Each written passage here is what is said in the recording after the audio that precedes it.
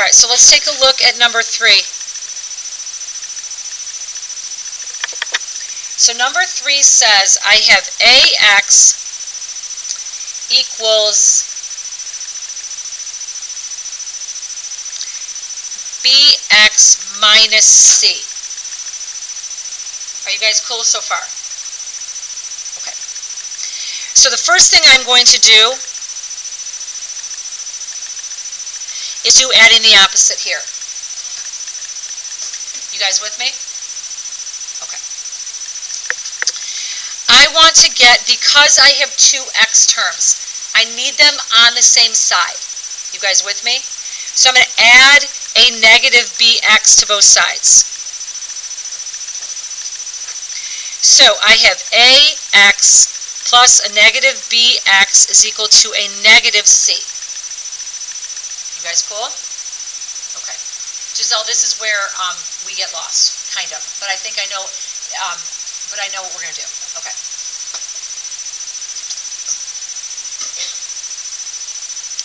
Do you guys see that we have a negative c here? Okay. I don't want that negative. I want to get rid of that. I'd like that to be positive. Okay? How can I make that a positive 1 times c and not a negative 1 times c? How can I do it, Ryan? Not add.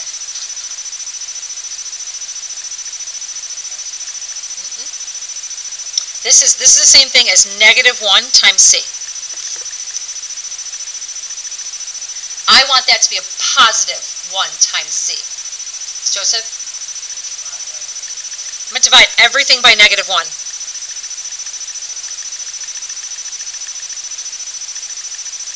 You guys with me so far? Okay. So when I do that, I end up with positive c is equal to a negative ax plus a positive bx.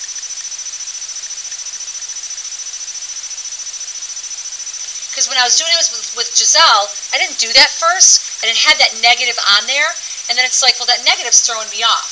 So let's just get rid of the negative. Mathematically, you can, as long as you do everything to that one thing to everything. So now I'm going to go and say, okay, I need to do the distributive property in reverse here. They both have a x in their terms. So I'm going to pull that x out, and I end up with negative a plus b is equal to c. You guys cool so far? Okay, remember I'm solving for x. So now this says x times this. So I need to divide it by that, what's in that parentheses.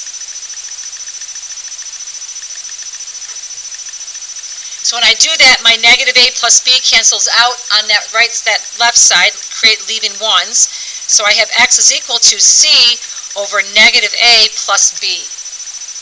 In the book, they have c over b minus a. That's the same thing.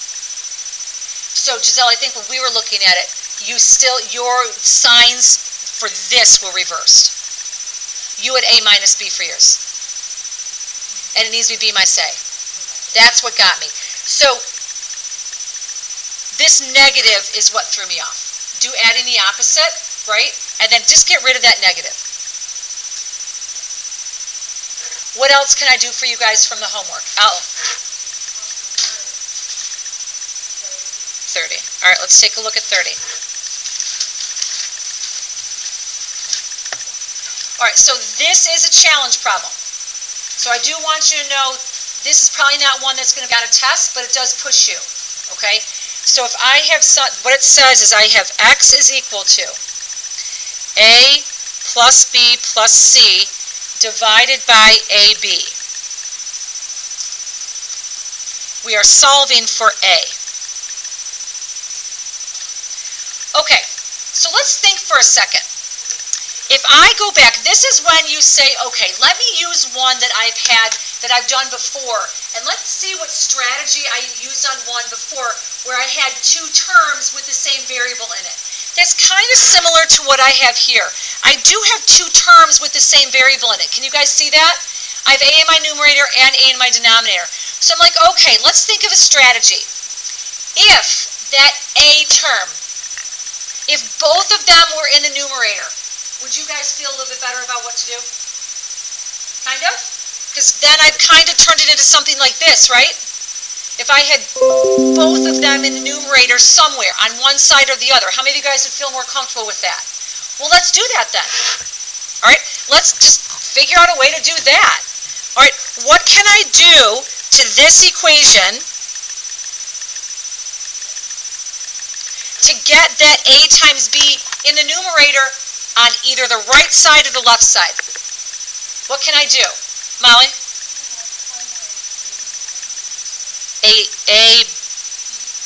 I'm going to do AB over 1. I want to get rid of that whole thing. So let's multiply both sides by AB. So when I do that, my denominator goes away completely because I hate to see that denominator. It's always going to throw you off having a denominator, so get rid of it. Clear that fraction. So now I have A times B times X is equal to A plus B plus C. Now that I have all my terms in the numerator, wouldn't it be really cool to get the two A terms together? So what am I going to do to get both the A terms on the same side? L? Yep, I'm going to subtract A from both sides. So I end up with ABX minus A, those A's cancel out, equals B plus C. So it's really important that you guys think, okay, if I could change this expression so they're both on the numerator, that I could figure out. So then figure out a way to do that first. And then I'm hoping now all of you are like, oh, I totally know what to do from here. Because we did one just like this. Remember, we're solving for A. So what would be my next step in this? Remember, both of these terms have an A in it. Remember, think the distributive property in reverse. What can I do with this to isolate that A? Lily?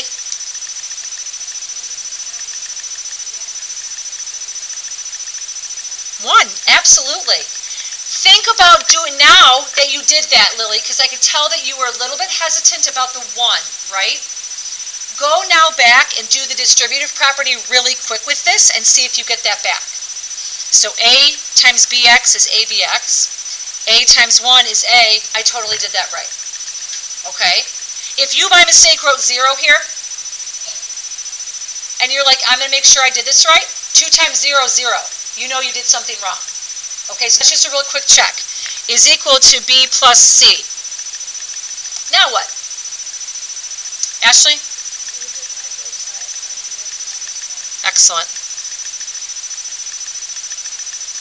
When I do that, I get A is equal to B plus C over BX minus 1, and I pray to the dear Lord that that's the answer. Good. Phew.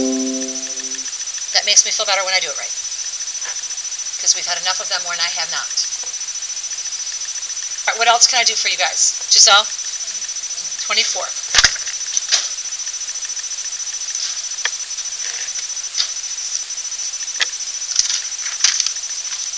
Okay, so 24 said I have 4.2x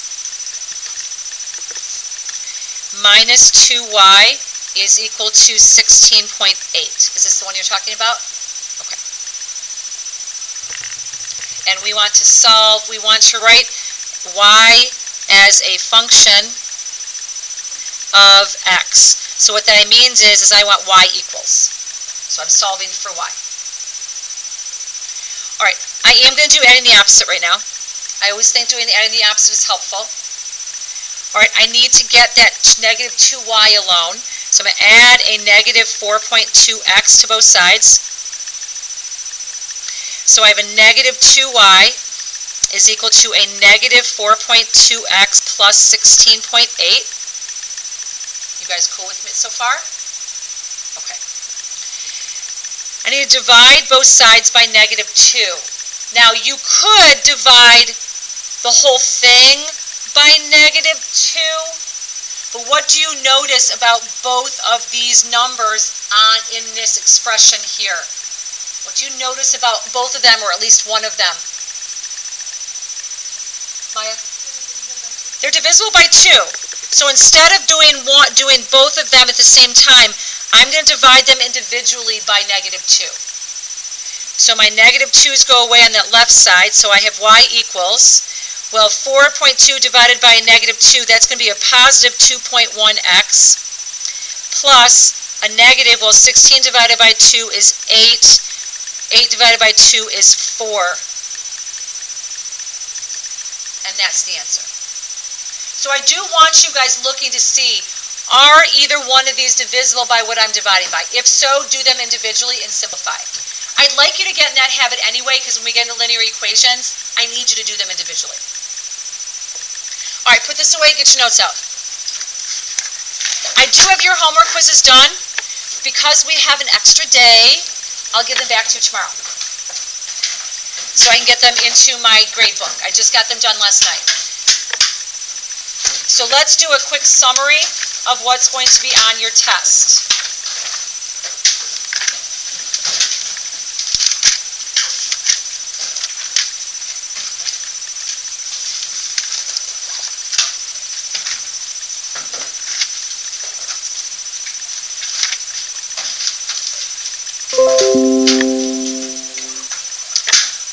Okay, so today is 10/21.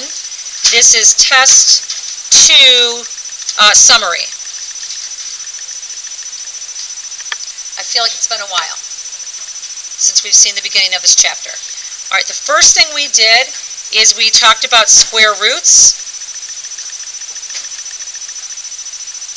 All right, we approximated square roots.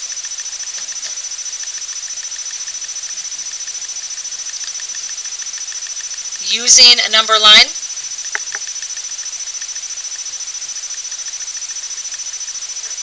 So we approximated square roots using a number line.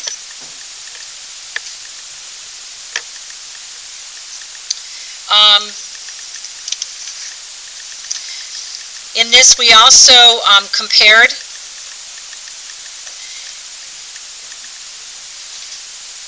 or classified numbers. This is when we talked about rational, irrational, whole, integers. These are our real numbers.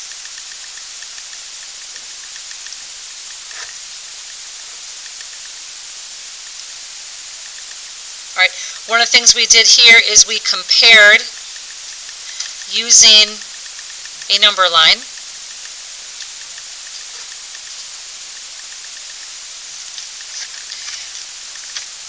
All right, the next thing we did, we skipped 2.2 because those were one-step equations, and you guys are much too intelligent for me to go to one-step equations, so we jumped to two-step equations.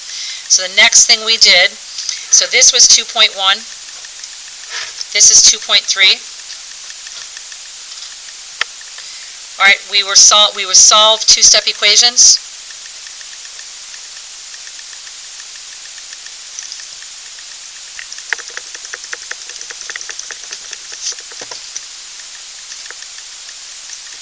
You could possibly have a story problem here.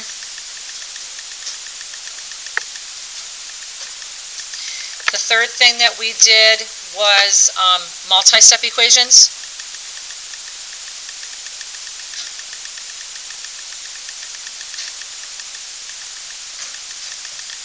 That's going to be 2.4. For sure, story problem. So I would recommend you kind of go through those homework assignments for story problems. The next thing we did was when we had variables on both sides. This is 2.5. So these are equations with variables on both sides. And this is what your quiz was on. Story problem.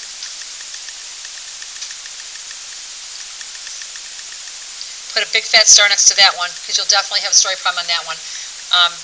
I may not give you 3 story problems, but you're definitely going to have one like that. like our homework quiz. All right.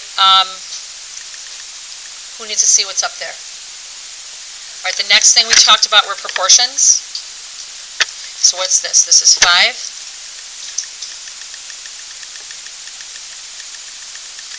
All right, and this is both 2.6 and 2.7 are proportions.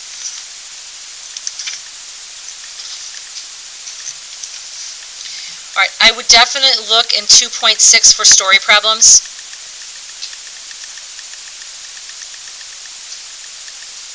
I would definitely look in 2.6 for a story problem.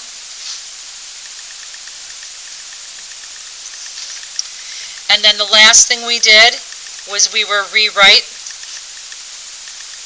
equations / formulas. That is your test. Is there any part of that, as you guys are packing up, is there any part of that that you're like, yeah, that's totally the one thing that I have to go back to because that one I'm going to be messed up? Wait, which one? Story problems and multi-step equations. That's one that might have combining like terms, right? Or having distributed property in it, right? Al?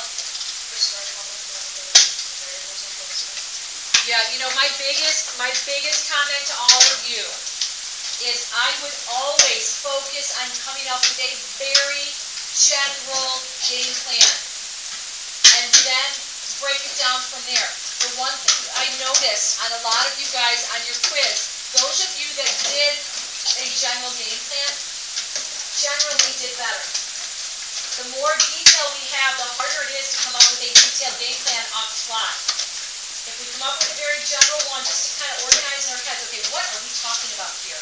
In general, what are we talking about? Once you get that settled, you're like, oh, I can figure out the details for this, and I can figure out the details for this. So a general game plan is my recommendation on all these story problems, okay? The ones that are a little bit easier, like a two-step, you won't have to, but the bigger ones, you're going to have to, okay? Are you guys cool? All right, you guys can go. You're welcome. Thank you.